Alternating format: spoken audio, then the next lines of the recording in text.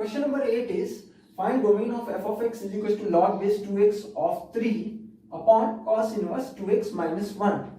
So domain of fx we can find out by finding out individual domain of numerator and denominator both function, and then all the values of x for which denominator function should not be equals to 0.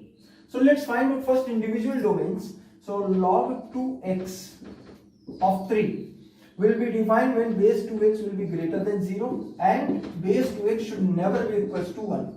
Means x should be greater than 0 and x should never be equals to 1 by 2. So we can say x will belongs to 0 to 1 by 2 union 1 by 2 to infinity. Similarly, now denominator function individual domain we can see here. Cos inverse 2x minus 1 will be defined when 2x minus 1 will be greater than or equals to minus 1 less than or equals to 1. As well as one more condition there, denominator function should not be equals to 0. So you know that whenever this quantity will becomes 1, cos inverse will be automatically 0. So here this value should not be equals to 1. So here equality we will not take. So now simplification of this we will be getting here 0, 2x should be greater than 0 less than 2. On dividing the entire equality by 2 we will be getting here x should be greater than or equals to 0 less than 1. So we are getting here x belongs close interval 0 to open interval 1. Now this x value and this x value we will take intersection.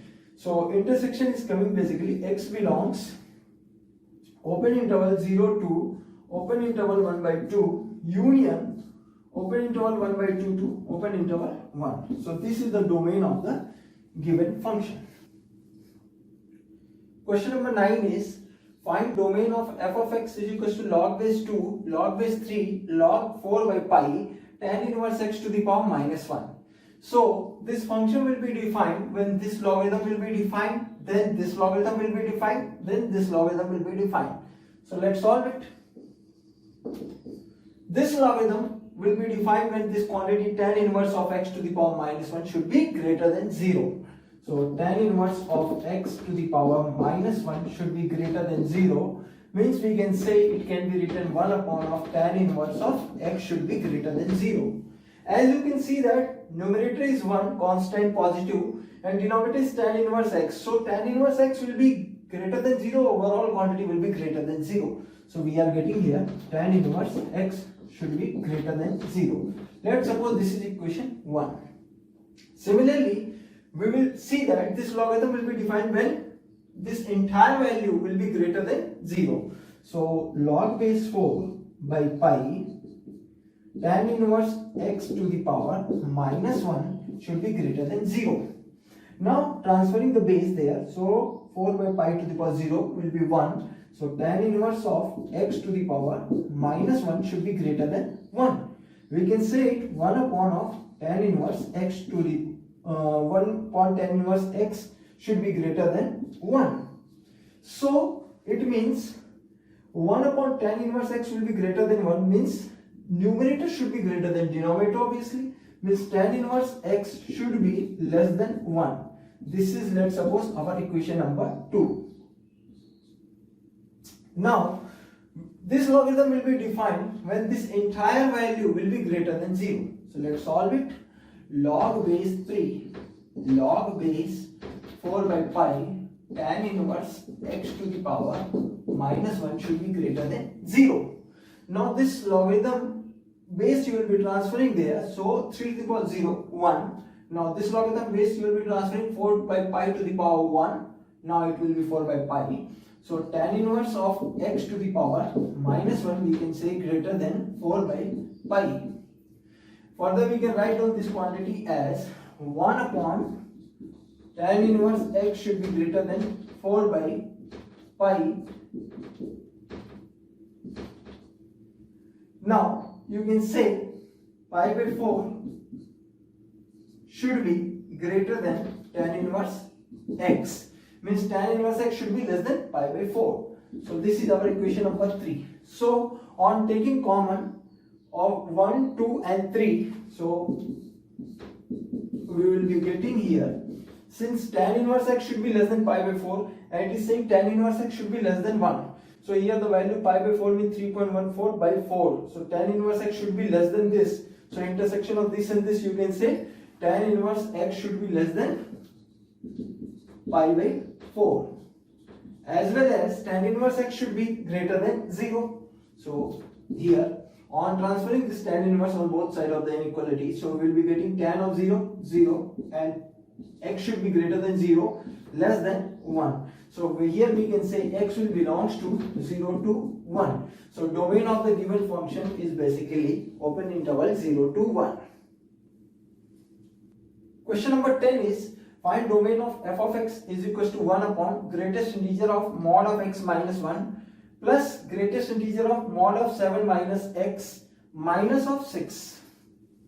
So this function will be always defined when denominator is not equals to 0. So on implementing here denominator not equals to 0, we will get here greatest integer mod of x minus 1 plus mod of greatest integer of mod of 7 minus x should not be equals to 6. So now let's see here. Since x will belongs to all real number, 1 and 7 is the corner point in the modulus, it is coming here, means nature of positive and negative of this function will be changes because of this modulus at 0.7. So we will divide the entire real number line in 3 parts, before minus 1, in between 1 to 7, and after 7. So let's see here, when x is less than 1. So when x is less than 1, in that case, you can see x is less than 1, so it will be always coming negative value. Negative value, so modulus will be releasing it as 1 minus of x, greatest integer, plus. Similarly, when x is less than 1, this will be always positive, so modulus is releasing it as it is 7 minus x not equals to 6. Now this is an integer, so according to greatest integer property, integer will come out. So this quantity will be 1 plus greatest integer of minus x plus 7 plus greatest integer of minus x not equals to 6. So we can see here, this will be coming 2 times greatest integer of minus x not equals to, this value will be coming basically 1 plus 7, 8, coming on that side minus 8 of say plus 6 will be getting minus 2. So minus of x greatest integer not equals to minus 1. Means minus x should not be equals to minus 1. Means x should not belongs to open interval 0 to 1 in that case. So x should not belongs to open interval 0 to 1. Similarly, when x is greater than or equals to 1, less than 7, in that case, if you will see, then what will happen here on this one, when x is greater than or equals to 1 and less than 7, so here you can see x is greater than 1, so it will be always positive, modulus will release it as it is, you will get here x minus 1 greatest integer plus still it is less than 7 x value, so modulus is observing it is already positive, it will be releasing as it is 7 minus of x should not be equals to 6. Again all the integer directly we will take out of the integral part, so x minus of 1 plus 7 plus greatest integer minus of x not equals to 6. So here we are getting basically this value will become 6 and 6 get cancelled here, greatest integer of x plus greatest integer of minus x should not be equals to 0. So this should not be equals to 0 means what here? This will be whatever integer, this should be exactly negative of that integer, okay? So means x should not belongs to integer in this interval. So x should not belongs to integer in this interval means x should not be equals to 1, 2, 3, 4, 5, 6 because 7 is not included here, okay? Similarly, when x is greater than 7, if you are taking here, greater than or equals to 7. So x is greater than or equals to 7, so this will be greater than or equals to 7 minus 1 means it is always positive, so modulus will release it as it is, so it will comes here x minus 1 greatest integer plus here x is greater than or equals to 7. So here you can see now at 7 it will be 0, but after 7 it will be negative, so modulus will release it by providing minus sign, so x minus 7 greatest integer should not be equals to 6 in this interval. Now Again, integral part we will take out of this integral bracket. So greatest integer of x minus 1 plus greatest integer of x minus 7 should not be equal to 6. So this value will become 2 times of greatest integer of x minus 8 not equal to 6. So this will go 2 times greatest integer of x not equal to 14. So greatest integer of x should not be equal to 7. Means x should not belongs to close interval 7 to open interval 8. So here we can say this function will be defined for all real number except when x will be in open interval 0 to 1, except all the integers in between closed interval 1 to 7, and except all the values of x for closed interval 7 to open interval 8. So overall domain we can say domain will be coming all real number excluding open interval 0 to 1 union all the integers in this interval. So it is coming 1, 2, 3, 4, 5, 6, 7 union 7 to 8 in open interval. So here you can see 7 I have taken this one, meaning is same here.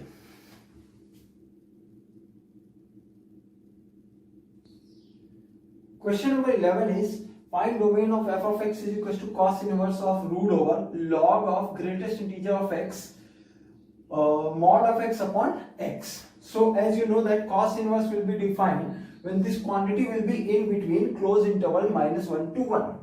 Now the thing is whenever root will be defined it will be positive. So root should be defined when the quantity inside the root should be greater than 0. So log base greatest integer of x mod of x upon x should be greater than or equals to 0 and less than or equals to 1. Since cos inverse x will be defined when this value will be in between minus 1 to 1. So this value is not going to be negative. So this value will be in between 0 to 1 in closed interval. So root will be defined when this quantity will be in between 0 to 1. Now if you will see logarithm, if you are talking about this base condition comes that greatest integer of x should be greater than 0 and greatest integer of x should not be equal to 1. Means greatest integer x greater than 0 means x should be belonging to, since it will be integer should be greater than 0. Means what here? X should belongs to 1 to infinity, then only possible.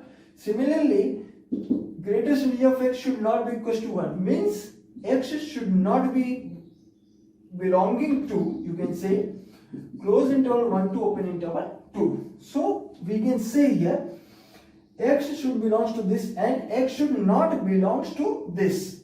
So intersection, if you are taking x belongs to closed interval 2 to infinity, it is coming.